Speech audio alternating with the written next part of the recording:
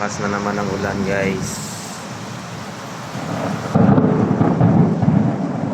Ingat po sa lahat ng mga motorista at madulas ang daan.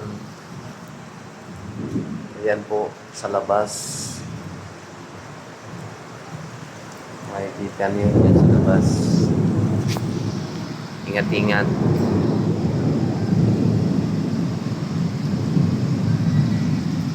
Time check. 4:30 in the afternoon. Ganyan ulan.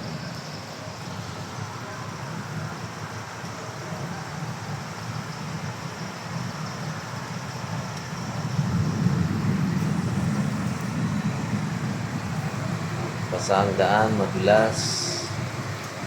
Kaya mag-ingat po dahil mayroon po tayong uuwian na pamilya at mga mahal sa buhay. Ingat po. Bye-bye.